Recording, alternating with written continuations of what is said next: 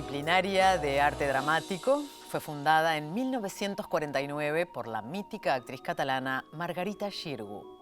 Hoy, en el marco de los 70 años de su existencia, convocamos a mujeres referentes en el campo del arte teatral, egresadas de nuestra institución, para conversar acerca de sus vidas y de sus carreras.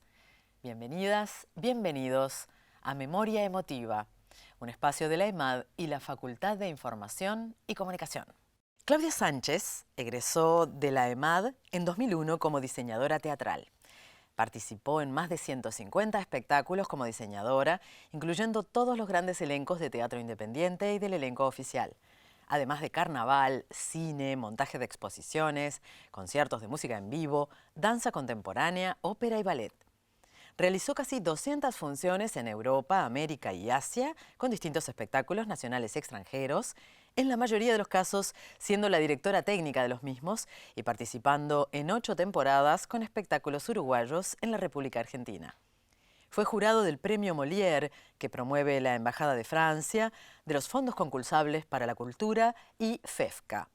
Recibió en 2012 el Premio Florencio por la iluminación de Harper, espectáculo de la Comedia Nacional, además de contar con 11 nominaciones anteriores, y recibió los premios Teatro del Mundo, de la UBA, e Iris de Plata con Gatomaquia. Diseñó la iluminación de las 9 producciones del Ballet Nacional del Sodre y para la Compañía Nacional de Danza de México en el Teatro de Bellas Artes en el DF. Bienvenida, Claudia. Muchas gracias por estar acá. Muchísimas gracias. ¿Cómo llegó el teatro a tu vida? Sí, bueno, es de esas cosas un poco extrañas de la vida, porque en realidad nadie de mi familia tenía ningún vínculo con el teatro. Y una como circunstancia de mi vida hizo que me aproximara a Carnaval, a la murga Diablos Verdes. Y la puesta en escena de esa murga la hacía Hugo Bardallo. ¿Te acordás en qué año fue eso? 93, me acuerdo tal cual. Y entonces, que yo en ese momento era bastante chiquita, Hugo me pidió si yo me animaba a ayudarlo con el guión de Los Seguidores en el Teatro de Verano. Yo tenía 18 años, yo qué sé, no sé, algo así. Y nada, yo estaba al lado de los seguidoristas. Alguien que me conoce ahora se va a acordar de esa experiencia, que sería seguidorista en ese momento. Y nada, y lo hice. Y ¿Qué no... es seguidorista? Perdón. Seguidorista, está bueno explicar eso. Cuando vas a ver los espectáculos, o sea, en el Teatro de Verano básicamente siempre, en espectáculos de danza y de ópera también mucho, hay unos seres humanos que están atrás de un artefacto pasando un poco de calor, y ese artefacto es un artefacto de iluminación que sigue a los bailarines, los cantantes o lo que sea por el escenario y hace que tengan como una luz constante y remarcarlos como en el espacio, digamos. Y eso en Carnaval es muy típico, ¿no? Te das cuenta mucho más fácilmente cuando bajan a la platea y ves la nubecita alrededor. Y bueno, eso. Entonces había alguien, yo estaba ahí diciéndole, oh, entra tal por la derecha, agárralo, no sé cuánto, como ese tipo de cosas. Que es una situación bastante estresante porque es su concurso, ¿no? O sea, y bueno, nada, en realidad colaboré con él. Esa fue mi primera aproximación a la iluminación, por decirlo de alguna forma. Y fue él el que me sugirió entrar a la EMAD, Hugo Bardallo. Y nada, y entonces di prueba de ingreso y ahí entré, y en realidad mi experiencia, o sea, llegar a la EMAD fue sin ninguna experiencia en teatro, más que espectadora. Y llegué a esa carrera solo porque él me dijo eso. O sea, no sé. Y de lo que aprendiste en la EMAD, ¿qué es lo que recordás y que utilizás hasta el día de hoy en tus puestas, en tus trabajos? Es una linda pregunta. En realidad hay algo que... En realidad es muy básico, pero en realidad en la EMAD yo aprendí a amar el teatro. O sea, eso es lo que me pasó. Entonces, o sea, es la mayor enseñanza que puedo llegar a tener. Yo tenía como docentes que que querían mucho lo que hacían y en realidad era una época de la EMAD donde el conocimiento técnico era bastante relativo, también era otra época del teatro, o sea, el equipamiento en teatro era totalmente distinto y eso condiciona mucho lo que nosotros hacemos. Entonces, esas personas, creo que esos docentes, lo que más me enseñaron es amar el teatro. Y ese amar también tiene que ver con, como amar siempre, tiene que ver con a veces odiar, a veces enojarse y también mirarte viviendo esos procesos y nada. Para mí es, o sea, yo no puedo hablar de conocimiento técnico porque en estos rubros, en estas profesiones, la tecnología cambia constantemente y no hay nada que en realidad te puedan enseñar y lo puedas técnicamente aplicar el resto de tu vida. Pero amar el teatro seguro que es eso, indudable. ¿Qué docentes recordás en particular? Así, ¿qué nombres de docentes te vienen a la cabeza cuando decís aprendí a amar el teatro? Es que mi escuela era muy rara porque en mi escuela yo tenía un docente 4 años por cada uno de los rubros. O sea, tenía Osvaldo Reino, 4 años, Carlos Torres, 4 años, Elisa Flo, 4 años, y me estoy olvidando a alguien, Iván Correa, que era nuestro docente de utilería. O sea, mis docentes nos cambiaban año a año. Entonces, eran como mi familia. Imagínate que vos tenés 4 años a la misma persona que ves los martes de mañana y los jueves. Es como... Es una parte de la EMAD que generaba otras cosas, pero que a su vez también es muy limitante, porque todos nosotros somos estéticamente muy hijos de nuestros docentes. No tenías una gran variedad de estéticas, por decirlo de alguna forma. Entonces, nada, mis docentes son esos, o sea, los más fuertes de los que nunca me voy a olvidar. Más allá de que, por ejemplo, esa generación de docentes son las primeras personas que en realidad tuvieron esa profesión en nuestro país. Osvaldo Reino es nuestro primer escenógrafo. Alguien se va a ofender por lo que digo porque hay algunos anteriores, pero Carlos Torres es el primer iluminador.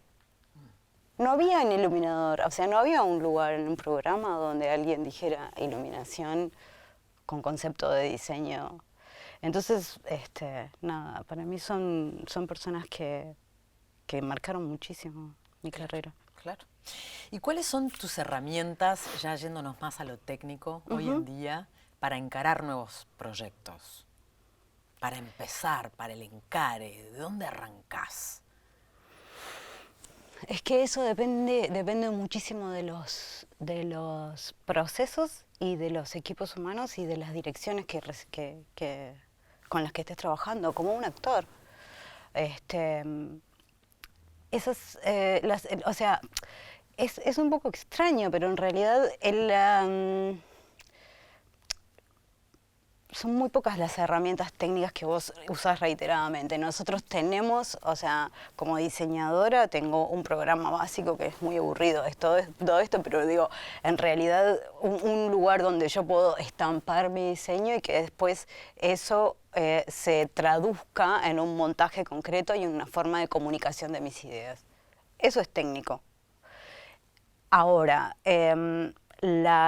hay otra parte de todo eso que es la diferencia entre un técnico y un diseñador, que tiene que ver con lo artístico. Ahí va. Y que en realidad depende mucho de la dirección que vos tengas y cómo te encamine a todo eso. Y que es muy interesante pensar cómo puede llegar a cambiar el Teatro Nacional a partir del momento de que los directores y las directoras sean conscientes de que hay un elemento más creativo o varios elementos más creativos que pertenecen al equipo y que están mirando cómo se va a ver eso y que eso es parte de un proceso creativo.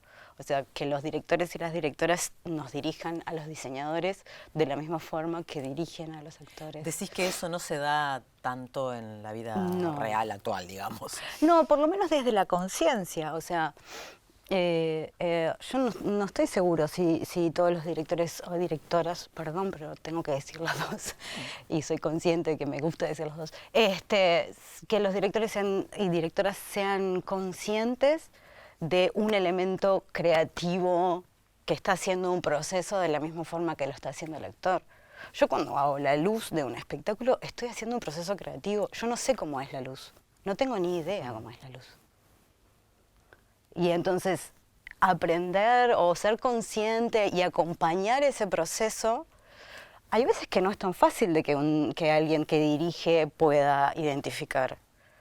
O sea, cuando un actor está en crisis por no poder llegar a lo que está buscando o lo que la dirección exige o pide o te lleva, es un proceso que también puede pasarle a un diseñador. Claro.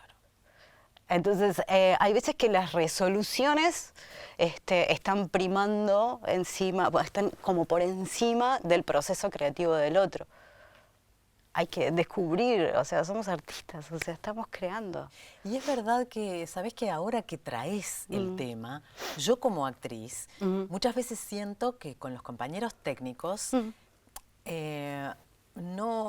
como que no vamos al mismo ritmo quizás a veces, no tenemos por qué ir al mismo ritmo, pero a veces los actores, me animo a ser atrevida y a hablar en nombre de otras actrices y actores, sentimos como que a último momento los compañeros, a pesar de que ellos están trabajando en su lugar, como que esa amalgama no existe desde el principio. Y capaz que eso es una cosa que los directores tendrían que articular. Dirección. Claro, sí, claro. Pero recién me lo estás haciendo pensar vos. Seguramente. O sea, la realidad es que hay muchas formas de llegar al diseño. Hay mucha gente que trabaja de otra forma. Yo no estoy diciendo que todo el mundo trabaja como yo, ni que yo sepa cómo se trabaja. O sea, yo lo que digo es, en los años que yo he trabajado, he aprendido que mi proceso es conjunto, no es separado. Yo no puedo llegar cuando la puesta está armada. Yo no lo puedo hacer. O sea, y me parece genial que alguien lo pueda hacer. A mí no me importa cómo trabaja el otro. Yo sé que yo no me siento bien haciendo eso. Entonces, en realidad, es eso. A mí, o sea, el teatro es un proceso conjunto. Y a mí me interesa ese proceso conjunto. Yo no quiero ser el que llega o la que llega a resolver la puntual del monólogo. O sea, a mí no me interesa eso. O sea, no es para eso que yo hago teatro. Me viene a la imágenes del equipo de Gatomaquia. Me viene la obra Gatomaquia, donde cualquiera que de afuera vea imágenes o escuche cuentos o se da cuenta que el trabajo fue así de esta manera que vos lo planteás. No sé por qué me vino a la idea. Pero es que, mira, por ejemplo, Gatomaquia, Héctor Manuel Vidal, que fue el director,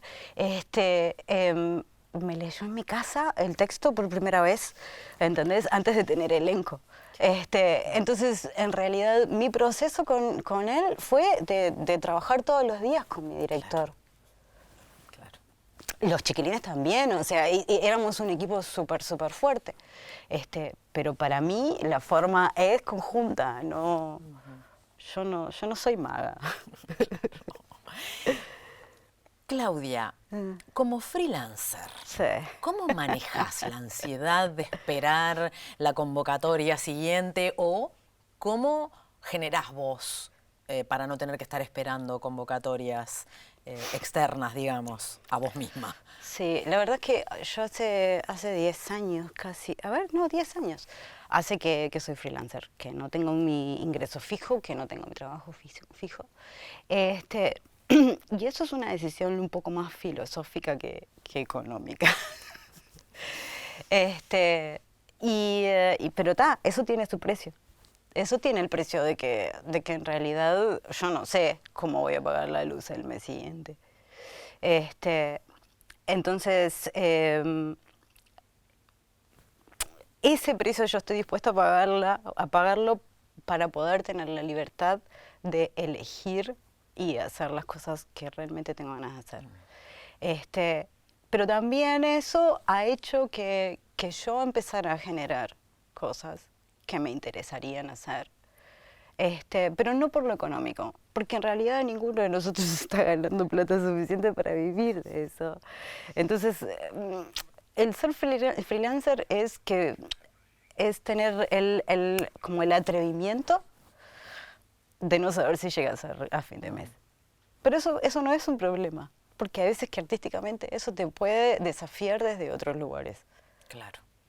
Entonces, no sé, o sea, a mí me llevó un buen tiempo poder armar el mecanismo que me permite sobrevivir y saber que, bueno, yo tengo la plata del mes siguiente de la luz, la tengo guardada. Claro. Entonces tengo que resolver un poco más adelante, que es la famosa bicicleta que te permite que el Estado te pague 200 claro. meses después y todo ese tipo de cosas. Entonces, nada, es una decisión, para mí es filosófico, es una decisión artística en el fondo. Claro, claro, claro.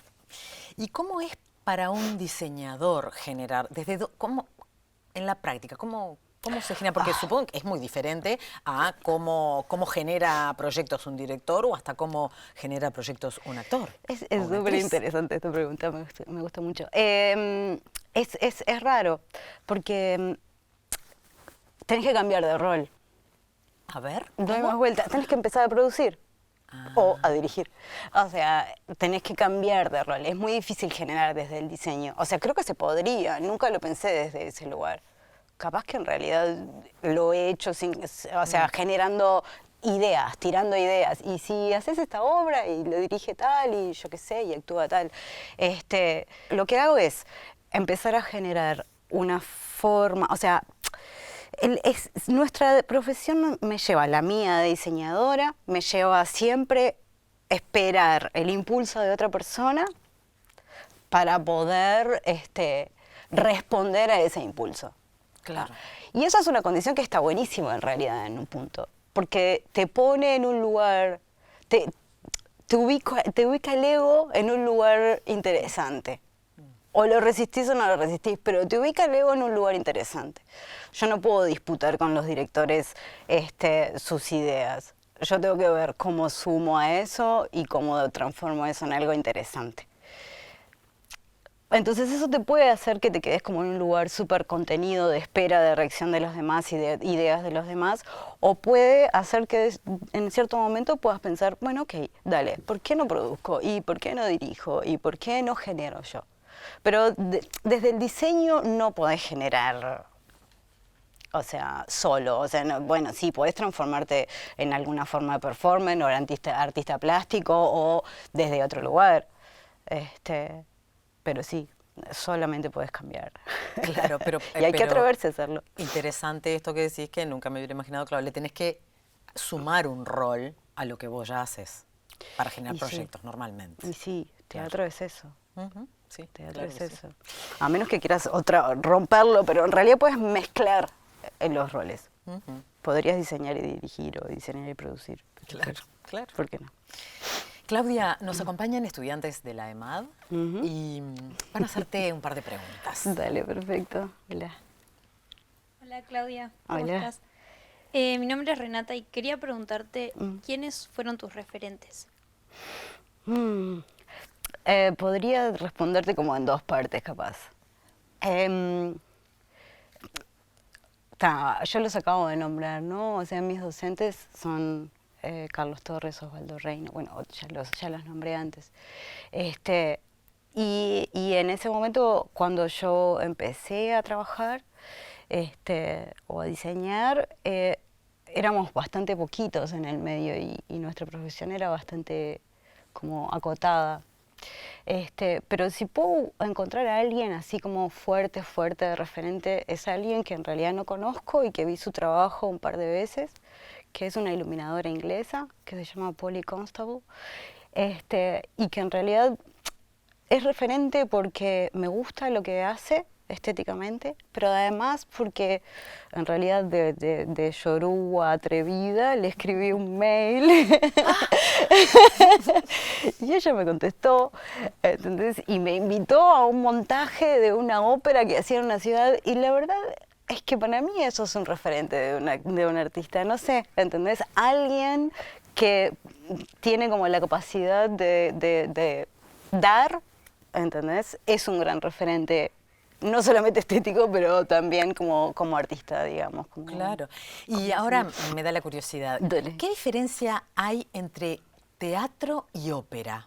Vos que has trabajado tanto en las dos cosas. Ay, es muy distinto. Sí, ¿no? Es muy distinto. Es muy distinto por estética. Son pocas las óperas. Pasa parecido con el ballet. O sea, primero, bueno, dimensiones de espectáculo que, bueno, estamos hablando de otras cosas, ¿no? Estamos hablando de tamaños de escenarios gigantes, de cantidad de gente en escena gigante, y por ende todo se multiplica en función de eso. Hacer una apuesta de un ballet o de una ópera es gigante, es muchísimo trabajo. Pero a su vez los procesos son muy distintos y tus objetivos son bastante distintos, porque muchas veces vos en el ballet clásico, que en realidad es lo que más he hecho, también he hecho ópera, hay todo un concepto preestablecido de qué es lo que vos tenés que hacer. Entonces, tenés que encontrar como a ver dónde te vas a meter dentro de esa estructura para poder hacer algo un poco más interesante y que tenga que ver con lo que a vos te gustaría ver de eso. Y para mí eso no es una limitante. ¿Entendés? Sí, Para mí hay entiendo. que ser inteligente para entrar. O sea, hay que ver desde qué lugar podés meterte y que, bueno, sí, la Sylphide vuela y siempre va a volar y va a seguir volando el resto de la historia de la danza. Bueno, ok, dale, ¿qué hacemos con eso? Está bien, bueno, tomémoslo a nuestro favor. Y bueno, y el teatro es un proceso que en realidad parte de otro lugar, parte del lugar de que en general, cuando se hace una apuesta se hace para romper todo lo anterior. Claro. Entonces, bueno, a vos ya te están pidiendo a priori que empieces a hacer algo que rompa la apuesta anterior del 54, ¿no? Claro. Entonces, claro. son dos puntos. En dimensión y artísticamente son dos lugares bastante distintos, muy distintos. Claro. Pero que a su vez se alimentan y se enriquecen, porque la dimensión de espectáculo que vos podés hacer en la ópera y el ballet no lo vas a poder hacer nunca en teatro, o menos por lo menos en este país, yo qué sé. Claro, tal cual. Pero a su vez la calidez y el refinamiento del trabajo del teatro difícilmente lo puedes hacer en Claro. la ópera y el ballet. Claro, claro. Vamos a la otra pregunta del público. Hola Claudia, mi nombre Hola. es Eva y quería preguntarte sobre cómo fue tu proceso en siendo una de las primeras en hacer camino en este rubro que es mayoritariamente de hombres. En realidad, yo llegué a la conclusión de que no se dieron cuenta de que yo estaba llegando. De que cuando quisieron acordar yo estaba ahí. O sea, yo en mi generación de la EMAD, que éramos 5, solamente éramos 5 en la carrera de diseño y éramos 5 mujeres. Entonces no había muchas opciones. O sea, ¿quién va a poner la luz? Y una de nosotras lo va a tener que hacer, ¿no? O sea, no había... Y no era consciente tampoco, porque en realidad cuando vos tenés un grupo dividido entre hombres y mujeres, hay cosas más allá de que toda la gente pueda intentar no dividir por género, hay cosas que ya tenemos integradas y que no es inevitable que eso pase, ¿tá? Pero en nuestro grupo no había ninguna división por género. Las 5 hacíamos todos y todo tiene que estar resuelto. Entonces nunca fui consciente de que mi profesión no era una profesión de mujeres. Nunca lo fui. Claro. Entonces, en algún punto eso me permitió crecer, empezar a desarrollarme, y cuando en realidad me di cuenta de eso, ya estaba dentro. Claro. Ahí empecé a trabajar como otro tipo de cosas, Claro. que tampoco son fáciles. Pero en realidad es eso, o sea, el sistema no es perfecto. Entonces hay lugarcitos donde podemos irnos como metiendo y de repente estamos ahí. Y estas experiencias nuevas que estás teniendo, Dale. ya lo has hecho, pero que estás teniendo en el exterior, Sí.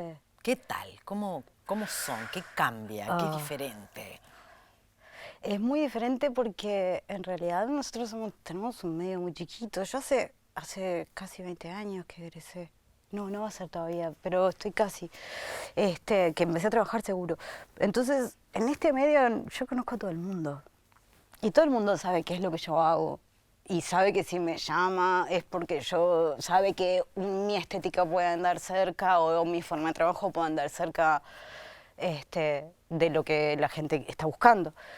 Pero cuando vos estás afuera, vos sos nadie y vos sos nada. O sea, sos nada para lo bueno y para lo malo. O sea, no hay nadie que esté esperando nada, pero a su vez tenés que demostrar que sos hasta capaz de poder hacerlo. Entonces te pone en un lugar de no confort que a mí me parece súper saludable. Entonces, nada, ahora yo estuve como un tiempo trabajando en España en una producción puntual y sí, estar ahí con un grupo de actores que vos no sabés quiénes son, porque yo no sé quiénes son. Puedo decir, bueno, sí, este es famoso, este es de la tele, o este no tengo ni idea quién es, pero no sé qué es lo que se dice de esa persona, qué es lo que, ¿entendés? Claro. Con un director que no tenés ni idea si es bueno, si es malo, si, ¿entendés? Si tenés ganas de trabajar con él, ¿entendés? O sea, salís de los lugares donde Montevideo te pone a veces, y lamentablemente no es Uruguay, pero Montevideo te pone, que te dejan como re calentito y cómodo y tenés que salir a ganar tu lugar y el respeto por tu trabajo. Claro. Sin pegarle a nadie, sin ir imponiendo cosas. O sea, desarrollando creativamente cosas, ideas. Muchas gracias, muchas nada. gracias, Claudia, Gracias a por haber ustedes. estado con nosotros.